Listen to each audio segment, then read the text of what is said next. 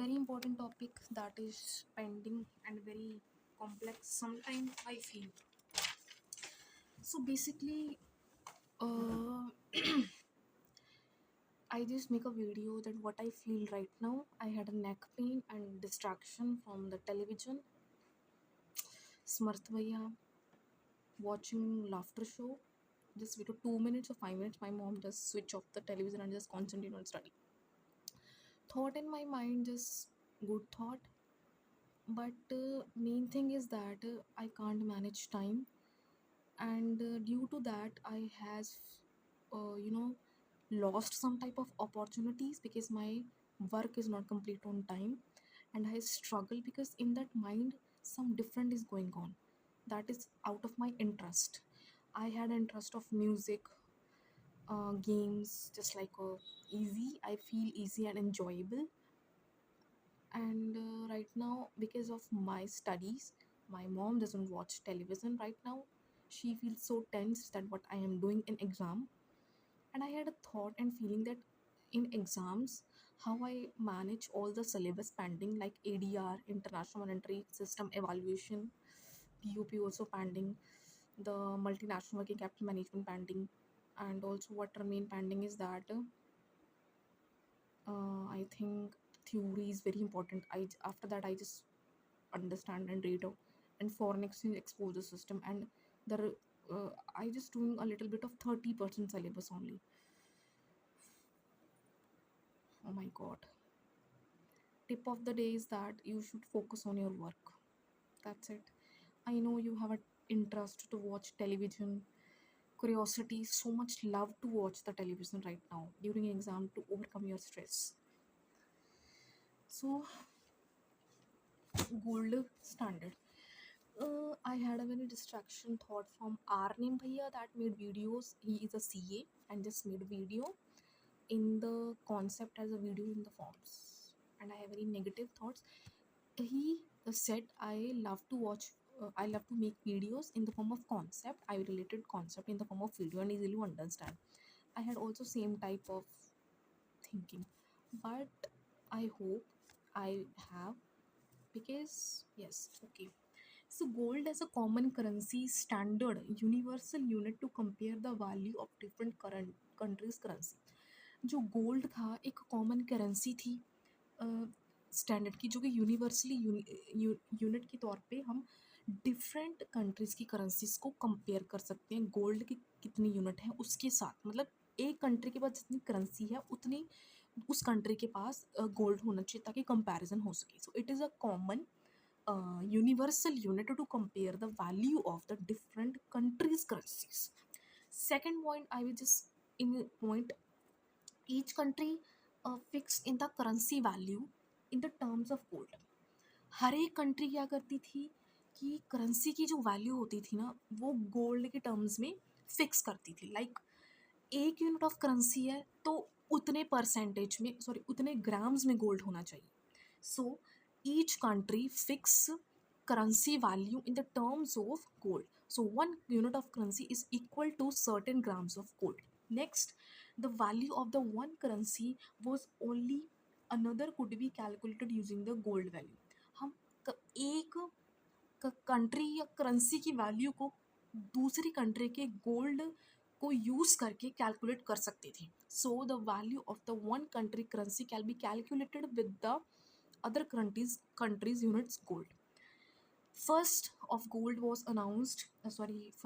introduced about 26 years ago, that was made and used for the trade or businesses after before 26 years ago.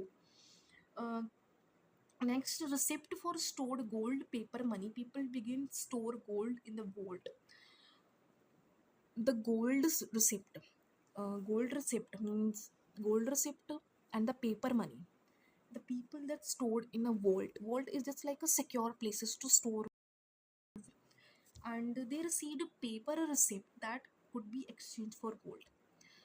Paper receipt is just like a paper money. This should be, I will told you that क्या होता था कि वो gold दे देते थे, gold को रख देते थे, उसके बदले में पेपर मनी उनको मिल जाती थी. सो रिसिप्ट फॉर स्टोर गोल्ड उनको मिलता था, पेपर मनी जिसको बोलते थे पीपल बिगिन स्टोर कहाँ रखते थे, वॉल्ट के अंदर, जो कि सिक्योर प्लेस मैंने बोल दी. So they received paper receipt that उनको एक्सचेंज रेट के लिए वो ईजी हो जाए. Next we have to be, so this receipt acted as a early paper money. इनको क्या बोला गया, पेपर मनी बोलना स्टार्ट हो गया. The gold standard countries linked there currency directly gold. तो जो गोल्ड स्टैंडर्ड क्या कहता है कि जो कंट्रीज़ हैं वो अपनी करेंसी को गोल्ड के साथ लिंक करना स्टार्ट करें. मतलब इतना गोल्ड है तो इतनी करेंसी होनी चाहिए. Example, 1 unit of currency is equal to the fixed amount of gold. जितना गोल्ड का परसेंट है, जितना गोल्ड की टर्म्स या ग्राम्स है, उतना यूनिट में उतने पेपर रिसिप्ट के अंदर करेंसी अवेलेबल होना चाहिए, फिर ही एक्सचेंज रेट हो सकता है. इसलिए कंट्री आपस में इस तरह का एक्सचेंज रेट उस टाइम पे करती है, जो कि बहुत पुराना है, ये अब नहीं होता ऐसे. मैंने एक वीडियो देखी, उसमें ये बताया गया कि नहीं तो हर एक कोई अपना नोट लेके चला जाता, उस पर लिखा होता कि मैं धारक हूँ, मेरे को इतना दो. फिर आरबीआई के पास इतना गोल्ड नहीं है कि वो हमें दे सके. शुक्र है ये सिस्टम खत्म हो गया, नहीं तो हर एक के पास गोल्ड ही गोल्ड होता. So people go to bank and exchange paper money for the gold. वो चले जाते, उसके बदले में वो गोल्ड मांगते. Changes after world war this 1945 जब आया, a new system begin, currencies were no longer linked directly to gold. तो एक न्यू सिस्टम बन गया और ये सिस्टम खत्म होना स्टार्ट हो गया. और फिर क्या हुआ, but the US dollar which itself was pegged to gold, जो यूएस डॉलर था, यूएस डॉलर जो था वो क्या करता था, खुद उसने गोल्ड को पैक करना स्टार्ट कर दिया एट 35 पर आउंस डॉलर के समथिंग समथिंग. सो 1971 जब आया, एंड ऑफ गोल्ड, क्योंकि गोल्ड खत्म हो रहा था, इतना गोल्ड नहीं था ना, इसलिए उसने खुद पैक करना स्टार्ट किया खुद की कंट्री के अंदर ही. मेरा पेट बहुत दुख रहा है, आई होप आई विल.